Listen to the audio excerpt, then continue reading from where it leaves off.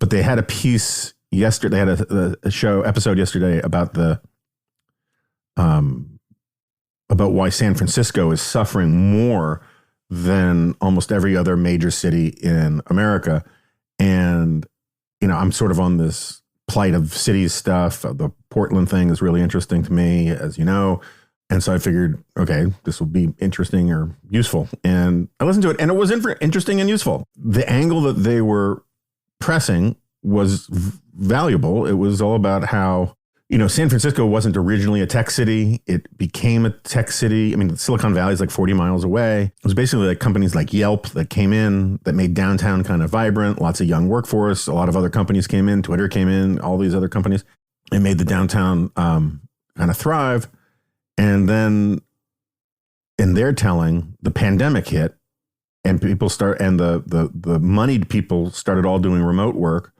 And the poor people in the city all had to commute out to suburbs rather than the old way where it was like poor people or middle-class people in the city stayed in the city and the people from the suburbs came into it. And I'm giving it short shrift. It was interesting. That angle was interesting.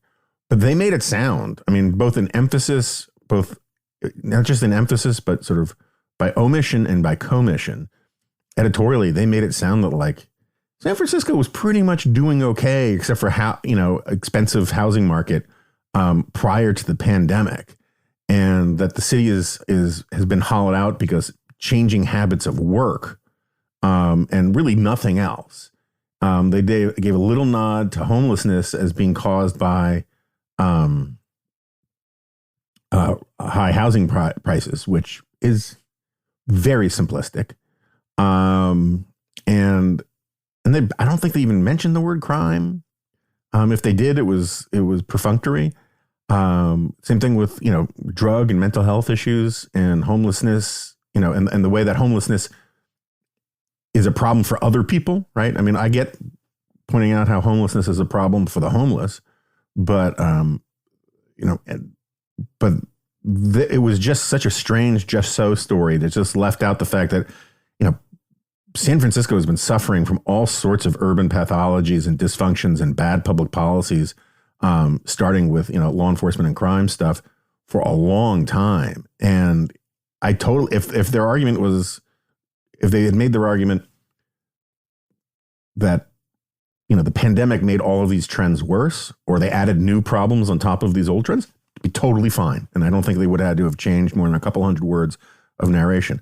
But instead, they want to make it sound like, or they wanted to like leave the impression with the audience that San Francisco's problems were all because of, this systemic problem with late capitalism, blah, blah, blah, blah, blah. And it's just nonsense.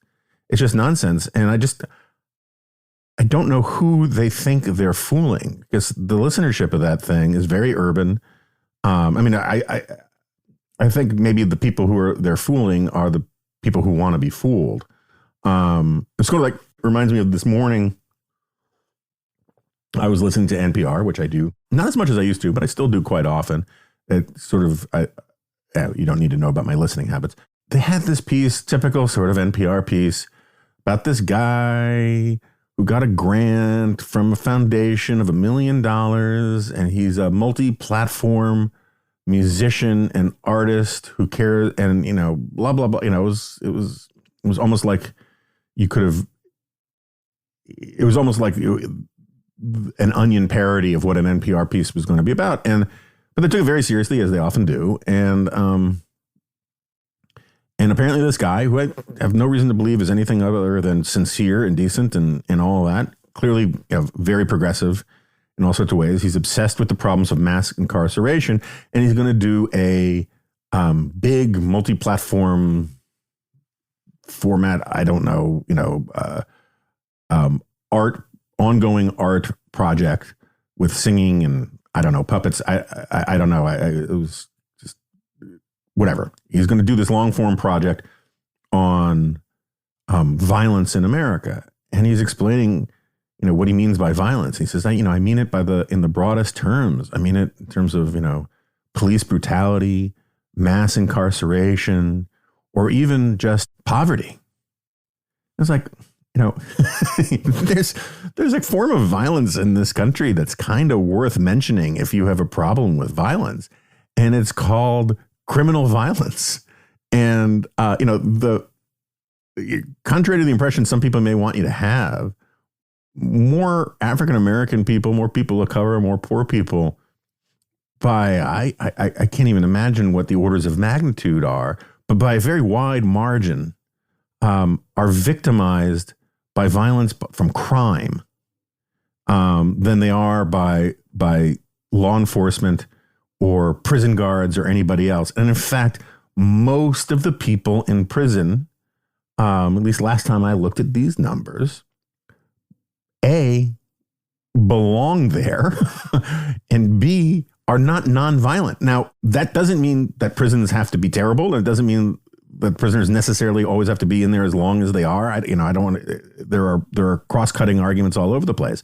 But this idea that mass incarceration sweeps up, all of these non-violent drug offenders and all of these sorts of things is one of these myths that really sort of sustains a lot of the oxygen, or gives a lot of oxygen to this notion that we have, that the biggest problem we have when it comes to criminal justice issues is how many people we have in jail, when I would simply argue that the biggest problem we have with criminal justice issues is how many people deserve to go to jail. If people stopped committing crimes tomorrow, the prison populations would start decreasing pretty rapidly.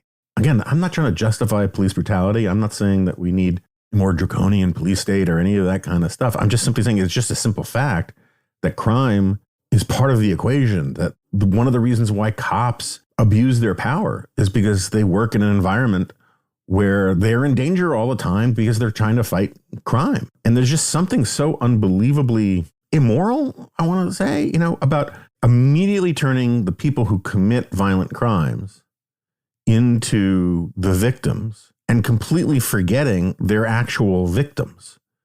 And that's how the public debate in this country largely works. And you have all these prosecutors who just have a position of they just don't want to put people in jail anymore. They don't want to prosecute crimes. We hear all this crap about how terrible gun violence is, and gun violence is terrible. So I shouldn't have called it crap. But we hear that all of the time.